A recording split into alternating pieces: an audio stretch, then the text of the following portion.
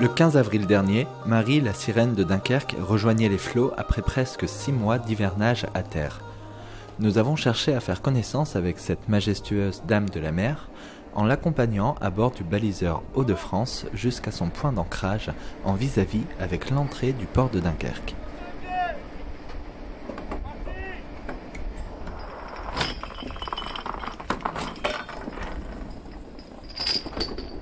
Nous avons pu rencontrer Monsieur David Gaudin, qui détient quelques-uns des secrets de beauté de la sirène, ainsi que Monsieur Pierre Dachicourt, capitaine du baliseur Hauts-de-France et chef d'orchestre de cette opération de remise à l'eau. Alors comment s'appelle cette opération à laquelle on a assisté aujourd'hui de remise à l'eau de la sirène? Est-ce qu'il y a un nom particulier? Non, ça n'a pas de nom particulier, c'est une remise en place, remise à l'eau d'une bouée. Et vous faites ça tous les ans? On le fait 2 fois par an, on la met avant souvent les vacances de Pâques et on la récupère avant souvent à la fin de l'automne, avant les gros coups de mauvais temps d'hiver. Donc il n'y a que la météo qui motive le choix de ces dates? Ouais.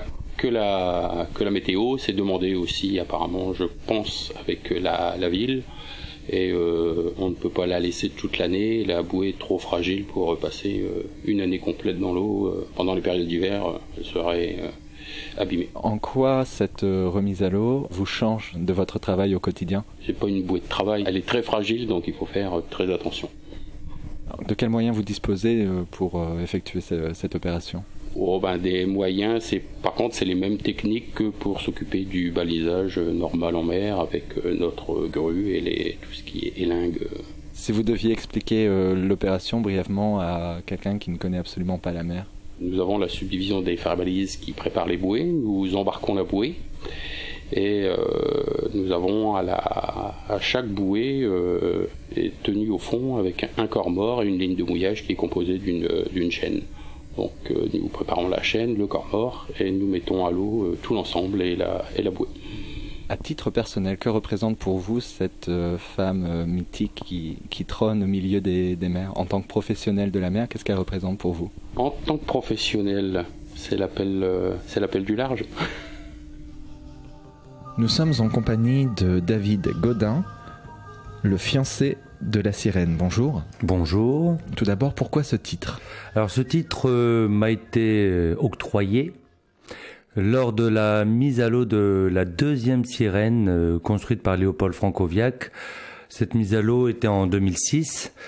À ce moment-là, donc j'étais assez proche de Léopold pour toute la phase de construction et il m'avait demandé de mettre à l'eau la sirène et de participer justement à cette cérémonie. Donc en allant déposer une gerbe de fleurs sur la bouée, mon doigt s'est pris sur une des structures et j'ai perdu mon alliance. Un peu dépité, je continue la cérémonie et Léopold me demande, juste avant de repartir au port, de monter sur la bouée.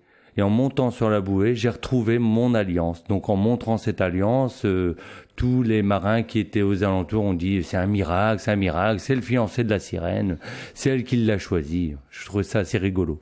Est-ce qu'il serait possible que vous nous racontiez l'histoire de cette sirène? Alors l'histoire de la sirène, ça va être un peu long, et puis je n'ai peut-être pas toutes les dates. Je sais que la première sirène a été construite en fait par Léopold Francoviac. C'est un projet complètement individuel. Il travaille sur le rendez-vous et il voulait un rendez-vous avec la mer et les marins. Il dit quoi de mieux qu'une sirène? À l'origine, il voulait faire une structure qui disait oui en morse, avec sur les bruits du morse, mais ça a été refusé par les affaires maritimes et par l'armée. Donc il s'est mis à construire une sirène en fibre de verre qu'il a posée sur une bouée et c'était accepté par les phares et balises à un endroit particulier de Dunkerque, c'est-à-dire là où en général la drague de Dunkerque, plus communément appelée la Marie-Salope, jette tout le sable qui est dans le port de Dunkerque. Donc elle est juste au nord des jetées de Dunkerque. Il a mis sa première bouée. Cette dame fut très vite appelée Marie en relation avec la Vierge Marie et puis la Marie des marins. Souvent, cette dame est bien appréciée des marins puisque c'est une protectrice. Même si là, pour le coup, c'était une sirène. Elle était assez turbulente, on va dire. Elle s'est échappée plusieurs fois. Et en janvier 2005, elle a brisé sa chaîne. Elle s'est retrouvée sur les brisants. Les phares et balises ne pouvaient pas encore aller la chercher à ce moment-là. Ils ont dû attendre et à force d'attendre, il y a eu une deuxième tempête et elle s'est brisée en deux, donc irrécupérable.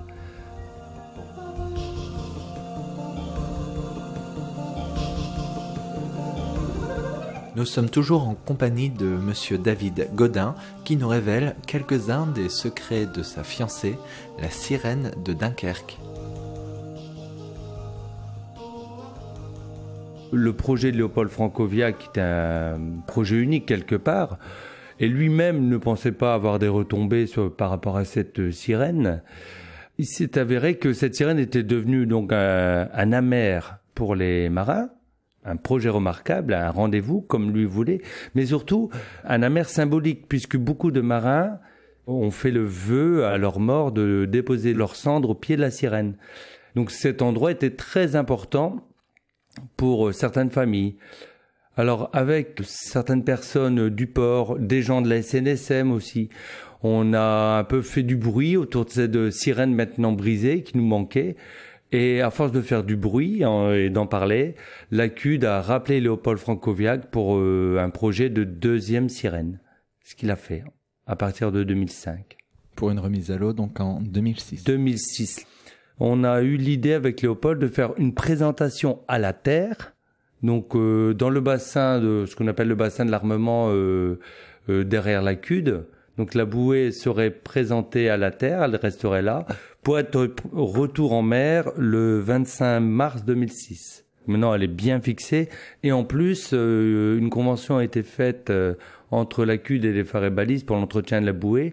La bouée est sortie tous les ans, aux alentours de fin octobre, début novembre, ce qui l'empêche d'être exposée aux tempêtes. Une mise à sec qu'on appelle un hivernage. Voilà, un hivernage. Je rappelle que le corps mort, c'est en fait le lest, qui est de 4 tonnes. Justement, un poids aussi extravagant, ça correspond aussi à une sculpture d'une taille imposante. Est-ce que vous avez les mensurations Les mensurations, j'en ai quelques-unes intéressantes. Je sais qu'elle fait plus de 600 kilos. Je sais qu'elle mesure à peu près 4 mètres. Donc effectivement, dès le moment où il y a du vent, du courant ou des choses comme ça tire énormément sur la chaîne. Malgré toutes ces précautions, durant l'hivernage 2014-2015, la sirène de Dunkerque a eu le droit à une rénovation. Depuis 2006, ça n'avait pas été repeinte ni entretenue. C'est la raison pour laquelle j'ai pris l'initiative de demander à Léopold Francoviac de pouvoir intervenir dessus et de faire justement une rénovation complète de la sirène, qui en avait bien besoin. Alors, pour cette rénovation, évidemment, il fallait du matériel. On a fait un premier bilan avec les gens des phares et balises. Il fallait du mastic, il fallait de la fibre polyester. Ça a un coût. Alors j'ai demandé à des partenaires de m'aider. Ces partenaires sont le Yachting Club de la mer du Nord, de Dunkerque, le restaurant du Yachting Club de la mer du Nord, les marins de la Citadelle, le club des dauphins et les loups de mer de Dunkerque. Donc toujours bien sûr des gens qui ont un attachement particulier à la sirène. Pourquoi cette levée de fonds existe? L'argent n'est-il pas percevable sous forme de subvention ou n'y a-t-il pas un mécénat particulier à mettre en place? Il pourrait y avoir un mécénat à mettre en place, mais j'avoue que j'ai préféré faire participer les clubs et les associations qui ont vraiment à cœur de tenir cette sirène comme un symbole dunkerquois, comme un amer important, puisque un amer autant sur l'eau, mais un amer peut-être au niveau national, aussi important peut-être que notre Jean-Bart. Cette sirène, faut pas l'oublier, qui est une sirène très ambivalente. Déjà, le symbole de la sirène est ambivalent, c'est une femme poisson, une femme oiseau, on ne sait pas trop dans l'histoire. Et cette sirène-là, c'est notre sirène dunkerquoise, a des jambes aussi, ouvertes. Elle est assez provocatrice. Si les auditeurs veulent en savoir plus sur cette sirène, où est-ce qu'ils peuvent se rendre ? Ils peuvent se rendre sur la page Facebook Les Amis de la Sirène, où ils auront moult informations concernant cette belle dame. Pour faire un peu de chauvinisme, qu'est-ce que Marie, la sirène de Dunkerque, a de plus que celle de Copenhague ? Ben, déjà, elle est en mer, elle. Elle n'est pas assise sur un rocher. Et surtout, elle a des jambes et 2,06 m de tour de poitrine. Un reportage proposé et réalisé par Alexandre Savaette pour Radio Rencontre. Nous tenions à remercier mademoiselle Sarah Sauvageau, porte-parole de cette sirène, qui a organisé cette rencontre pour nous. Et nous nous joignons à elle afin de remercier tous les amoureux de la sirène, qui s'avère également être une muse pour les artistes. Preuve en est de cette chanson écrite par Denis Duval, jeune auteur, compositeur, interprète du Dunkerquois, avec laquelle nous vous laissons La Vieille Marie. Approchez, approchez, mesdames et messieurs. Voilà écouter la triste histoire de la sirène de Dunkerque. Assise, posée, peinard, mais toujours l'œil hagard. Moi j'aguiche les corsaires avec mon petit air. Ces gens sur mon corps mort, néanmoins ballottant, en guise de seul amant, un énorme cormoran, malédiction de sirène dépourvue de nageoire, condamnée, la seule reine de mon unique perchoir, de son unique perchoir. Moi je change d'horizon selon le gré du vent, sans me laisser distraire de quelques prétendants. Je remets le cul à terre au moins une fois par an. Grâce au marin charmant, je me sens célibataire. Faut avouer que sur mon île, je ne fais que perdre mon temps. Je n'ai pour seul idylle que les fesses d'un goéland. Les fesses d'un goéland. C'est moi bien qu'à chapeau, mais c'est mon seul copain. Et puis il me tient chaud quand il fait ses besoins. Il ramène des poissons et les pose dans mes cheveux. Ça ne sent pas très bon et je pense mériter mieux. Tous les hommes craquent sur moi, sur mes courbes généreuses. Pourtant je reste là, elle reste malheureuse. Tu restes malheureuse. Mais quand arrive enfin le bateau de Pierrot, chargé de beaux marins, tous prêts à me faire la peau, ils se ruent tous sur moi et enlèvent mes vêtements, et je revis les mois comme si j'avais 20 ans. Ça y est, mon beau prince charmant, viens me chercher, je suis prête à être enlevée. Allez viens, foutons le camp, et adieu les goélands. Et adieu les goélands. Une fois l'affaire finie, il me remonte à bord, mais nous sommes repartis. On a quitté le port, il me rejette à l'eau comme de la vulgaire poiscaille. Allez, bande de salauds, me voilà au bercail. Les marins sont des goujats, ce n'est qu'une bande de mauviettes. On ne laisse pas une dame comme ça, j'en retourne à mes